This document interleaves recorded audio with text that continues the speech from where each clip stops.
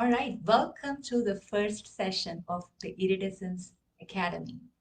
Today's topic is theme-based, and this is our first launch session. The theme-based teaching for today is actually going to be on the topic of non-attachment. So I was guided to choose this as the topic for this session, just as a backstory. Originally, this session was supposed to be a monthly Q&A session. And as I launched the invite for this academy, I did enough groundwork. I talked to a lot of my existing students, and I arrived at a price point and also sent the information to more than 30 plus people.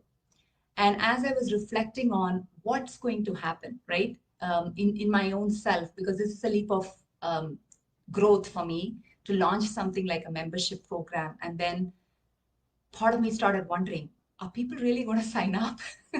You know how this goes, right? So you start something and you're like, are people really going to sign up? Is this the right price point? Am I offering it for too much, or am I offering it for too low? All these started happening inside of me. So I just reached a point where I told myself, Ajita, sit back and tell yourself that you're launching this academy on September 2nd, 2020. If there is no one in your group, you're still going to go live and you're going to share whatever it is that you want to share. So have a plan B. The plan B is it may not be a monthly Q&A, because what if nobody joins? There's going to be no Q to A, right? So let's just move, and plan B is going to be, you're going to teach something on a topic. How about that? So I was like, sounds like a plan. So if nobody shows up, I go live in my group that I've set up. I'm going to teach as if I'm teaching to thousands of people, because there are going to be thousands of people eventually down the line who'll see this video, who'll learn something from it. So I'm going to just take that approach, and that just put me into a place of absolute calmness. And the reason I'm sharing the story, it's very pertinent, because it's no accident that I was guided to choose non-attachment as a topic, is because I had to learn first to be not attached to the outcome of my leap of faith or my choice to launch an academy. And I had to learn that it was a guided action.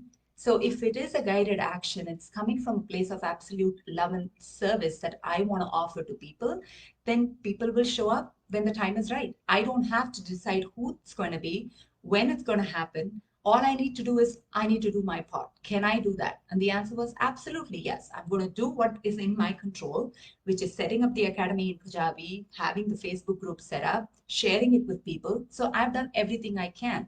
Now I need to learn to step back and say, God, just let it happen as it is meant to happen. Those that are meant to show up are going to show up. Those that won't is okay. There's nothing right or wrong about it.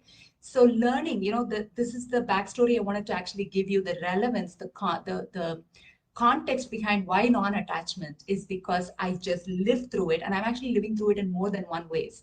One was the launch of the academy. The other is, of course, my mom is going through her phase of probably getting ready to leave Earth. And that has been an amazing journey for me to learn how to just view that transition as a complete process of being non-attached and fully understanding that we come into this earth knowing we have a start date and an end date. And despite that knowing, despite that awareness, there's a part of us that is so attached to people that we love, that people that we grow up with, people that gave birth to us, people that we have given birth to. There's so many elements of attachment that come into our lives. And now learning how to really step back from it and say, you know what?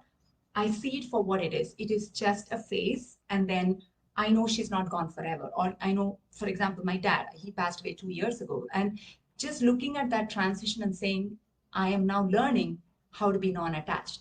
So let's take the word non-attachment itself. And trust me, none of this was in my notes. It's just flowing. So I'm just going to flow with it. Let's take the word non-attachment. There are two aspects to non-attachment. The word non-attachment is talking about us being attached to something and learning how to be not so. What is the flip side of it? What do we need to do in order to be non-attached?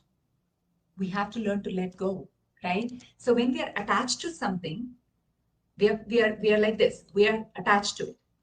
To be non-attached, there's got to be something that needs to move away, right?